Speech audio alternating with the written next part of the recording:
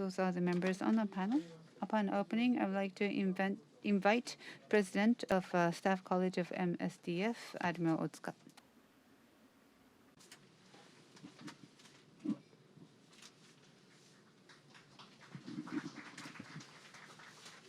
Good afternoon, ladies and gentlemen. My name is Otsuka, President of Maritime Self-Defense Force Command and Staff College. I'm very pleased to have this symposium in the morning, the Maritime Security Symposium, and in the afternoon, Imperial Navy's Tradition and Carrying On Traditions Symposium. This year marks the 70th year since the end of the Second World War, 110th year end of the Russo-Japanese War, and 120 year since the end of Sino-Japanese War. We are very pleased and privileged to have this symposium with Mr. Genshitsu Sen, the Grand Master of the Urasenke Tea Ceremony, as the keynote speaker, who was an Imperial Naval officer during the World War II and a member of the Special Attack Corps, and dedicated himself after the war to the development of Japanese tradition, tea ceremony. The Imperial Army ended its 77-year history on the 30th of November 1945 after the occupation. On the 26th of April 1947, Maritime Self-Security Force started, which developed into today's Maritime Self-Defense Force. The Admiral Mitsumasa Yonai, a naval minister, at the end of the war, instructed Zenshiro Yoshina, Vice Admiral, the Military Affairs Bureau of the Naval Ministry, to rebuild the Navy and carry on naval good customs and the traditions to the next generations. Although the Imperial Army ended, its ethos was passed on to the Maritime Self-Defense Force. So the Imperial Army and the Self-Defense Force are relations of the same blood and flesh. And we are the 63rd history now.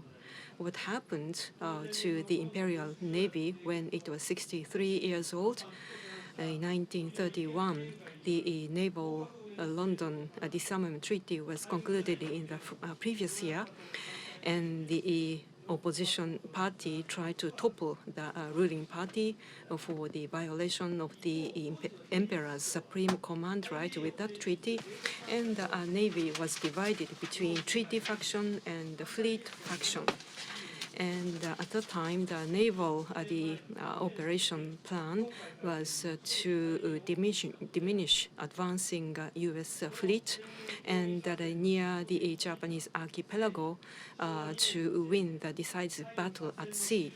But the ineffectiveness of this plan was already questionable, which was only possible and feasible at the Battle of Tsushima 26 years ago.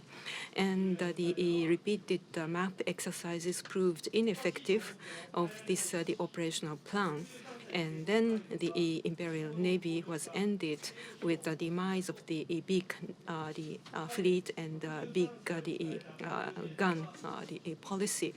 So 63 years of the Imperial Navy was rigid, and its institutional fatigue brought its defeat. So what about today's Maritime Self-Defense Force? We are the descendants of the Imperial Naval College, which opted to ignore the ineffectiveness of the result of this map exercise or the failed plan. Have we learned the past lessons effectively? Tradition cannot be achieved overnight. Tradition cannot be made deliberately. Daily dedication and the efforts develop eventually into tradition to be passed on to next generations. Have we made such dedication and daily efforts? 70 years have passed since the end of the Second World War. We are very delighted to have this opportunity today at this symposium to review and learn again what we have learned from the Imperial Navy and what the lessons have we learned by us so that our worthy traditions can be properly carried on to the future generations without making the mistaken, the wrong decisions that occurred in the past. Thank you very much.